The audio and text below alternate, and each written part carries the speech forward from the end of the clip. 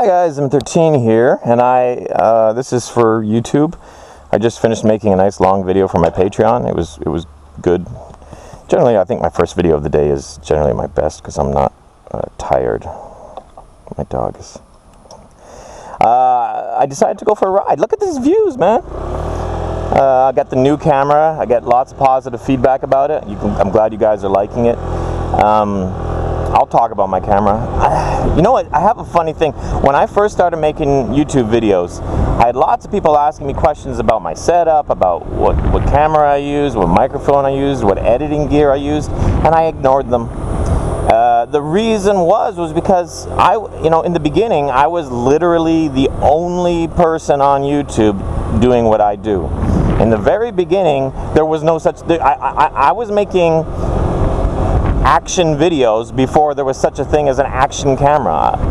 I actually talked with the CEO, the creator of GoPro, because when his camera first came out, before it was popular at all, I talked to him. I had like a conversation. I don't know if it was emails. I could find the emails. I had a back and forth with him. I asked if he wanted to like sponsor me, and he said no. But he sent me some free GoPros, and he sent me like 3 free GoPros, and one of them broke fairly quickly. This is the GoPro 1. So I got a topic for this video: how many times I almost became rich. How about that? So anyways, because what we were discussing was me becoming the Taiwan's dealer of GoPros. In other words, anyone in Taiwan that wanted a GoPro would have to order through me, and I would have like a warehouse full of them. I later on did that with Scott Oilers, and I still have. I bought a bunch of Scott Oilers about 8 years ago, and I still have like 90% of them. I have thousands of dollars worth of Scott Oilers just sitting in a room in my house. Look at that. Check that out. So, yeah. Recently they've actually started to sell a little bit, which is great. But by a little bit, I really mean a little bit, like one every couple of months kind of thing. But that's considering they've been sitting there for years. I think Scott Oiler is a really good product. I really stand by it. And a lot of people in Taiwan ride motorcycles, and they don't have Scott Oilers. So I thought, oh well, look, here's a chance to make money. Problem is they're not educated on them. They don't know what they do. They don't realize the benefits. You end up saving more money from owning a Scott Oiler than you would without. So they pay for themselves. They give you better gas mileage. They give you better horsepower, etc. so forth. I thought it was a good product. So that's 2. Oh, Bitcoin. At one point I bought a bunch of. It wasn't Bitcoin, but it was one of the, what are they called? Altcoins. There was one called Dentacoin. I remember it. I'd be curious what it's at now. I bought a bunch of Dentacoins at like, what was it? They were like, I don't know, 50 cents each or something crazy. And then, oh, okay. So the GPS is telling me to go right. Oh, okay. So normally I would go right on this road, but let's go straight. I would guess that I've never been straight on this road before. So this is, yeah, I'm guessing I've never been on this road before. So, oh yeah, so I bought this coin called Dentacoin. It was like an altcoin for dentists. Not even joking. And I had $500 worth.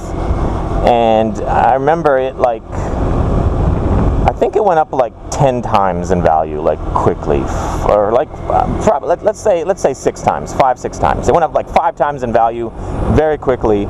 So I dumped it. I sold. I bought it for $500. I sold it for $2,500. I made $2 grand. A couple of months later, I check on it, and they're worth like 100 times more than what I bought them for. My $500 was worth like $50,000 if I just held on to them. And I did that with a few things, and it was because of I had a friend who said what you should do with like new altcoins is you buy them before they hit the market, and then as soon as they hit the market, they go up in value 5 to 10 times. And he was right. They did, a lot of them. So that's what we did. We bought like a bunch of different coins, and as soon as they hit the market, we dumped them. But the reason why they were going up 5 to 10 times when they hit the market was because people smarter than us knew that in the future they were going to go up much more. So yeah, there was a huge amount of money. I made money, but I also lost a bunch. And then later, the same guy was recommending altcoins that ultimately were just pure bad, and I ended up losing thousands of dollars. I think in the end, in the very end, I came out somewhere like breaking even. Yeah. So, money. We're talking about money. I'm like shocked by myself. I'm like, we're talking about money? Look at all these beautiful views. Here's the best advice I have for young people. If you're under the age of 30, under the age of 25, you need to listen to me right now. The best thing you can do is work hard, buy a cheap house, and not live in it. Give the house to like a rental agency, and they will manage it for you for a fee. They will rent it out, and you might even end up,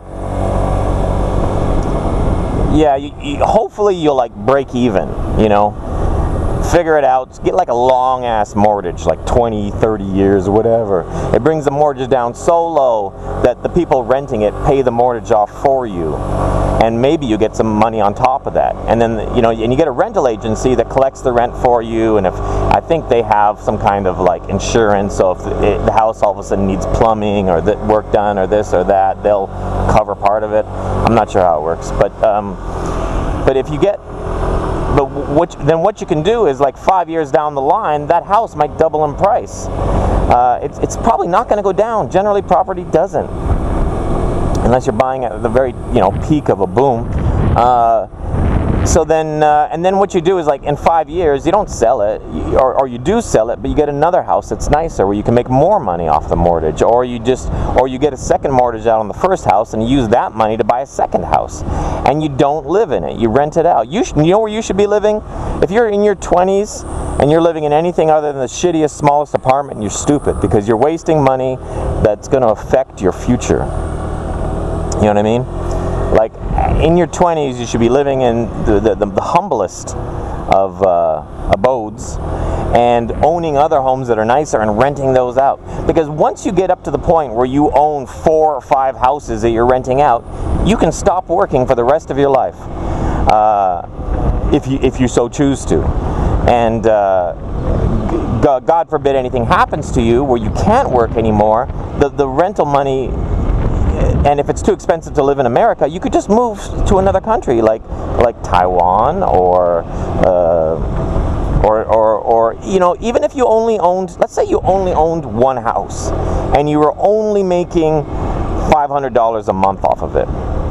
With $500 a month, you could move to Vietnam and live the rest of your life and never work a day, and actually live in a nice house and eat at restaurants every single day. Like, it's just, you know. And so imagine if you had 5 houses, what you could do in those same countries. You could move to a poorer country and live in a mansion, and be in a country where the taxes are like non-existent, very low, and you have freedom, and to top it all off, you have like free healthcare.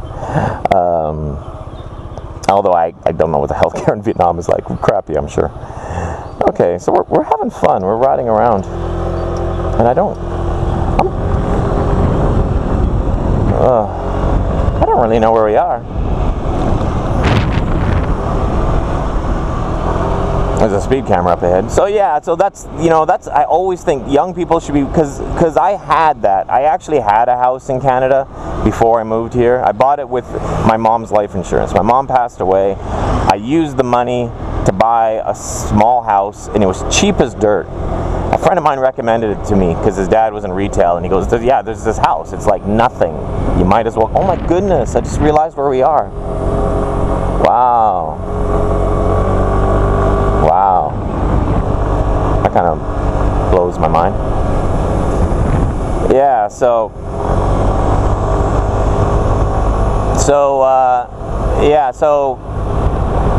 I bought a house, and then being young and dumb, when I came out to Taiwan, I left some idiots in charge of it. I tried to put my brother in my house, so my brother could just pay the mortgage.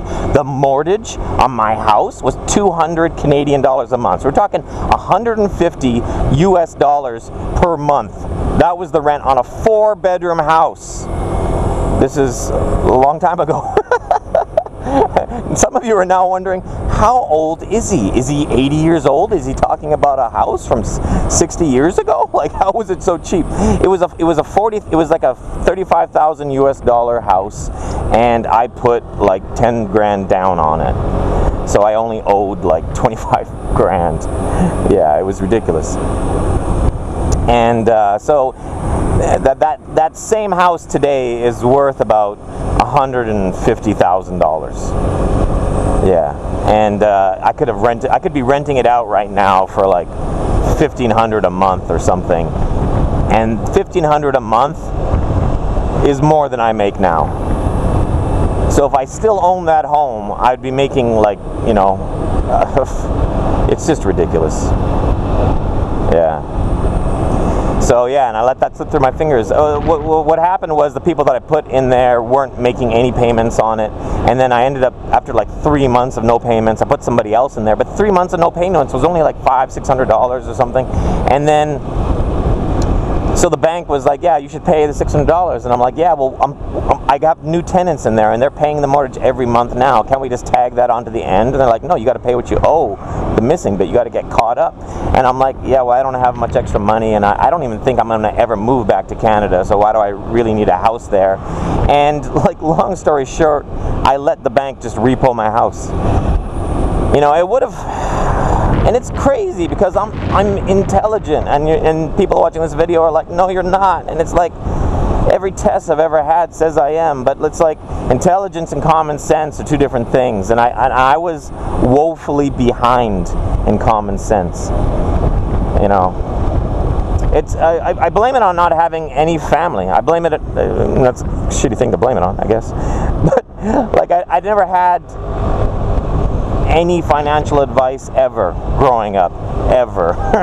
My mother, zero. My father, zero. My stepfather, zero. And my stepfather was a millionaire. Speaking of which, my mom married a millionaire when I was 15 years old. And he was 20 years her senior, which, especially at her age, was not a big deal, because she was 40, he was 60. A 40-year-old woman, that's pretty much, you know, the 55 to 65 is about the age range they're gonna have for new boyfriends. Yeah. So, and then and again, I need to point this out. My mother had no idea that he was a millionaire, like none. He lived in a very modest home. He drove a modest car. He was one of those guys that like just saved all his money. So he had millions in the bank, but he lived a life that was comparable to like very middle class, lower middle class even. So, but then, so yeah, it was comical. What's that? Yeah, battery's dying, so I'm gonna kind of wrap this up. It was kind of comical. She didn't know he was a millionaire, and then when she found out, hi, nice to meet you. You need a haircut? Yeah. Wow, the GPS is taking me in here. Okay, let's do this. So, yeah, then my mom, when she found out he was a millionaire, and she married him for real reasons, she loved him, they had a good relationship, they didn't fight, ever. But she found out he's a millionaire, and she just said to me, you know, your stepfather is actually, you know, very wealthy, and he's 20 years older than me, and one day all of his money will become my money, and when it does, I'm going to get you whatever car you want and help you to get your own house and blah blah blah. And then the bitch went and died before him. Talk about Indian giver. Are we still allowed to use that phrase now that politically correctness and everything? Where did it even come from? I don't know how, where would it? It probably was like Indian giver probably isn't disparaging against Native Americans. It's probably disparaging about the fact that we gave them so much and then took it all back, or kind of like we pretended to give them stuff and then actually was just stealing. Okay. Okay, so I'm gonna quit the video. Yeah, so I never really regret that one. That money was never mine. It was never really mine to begin with. But it was just crazy how close.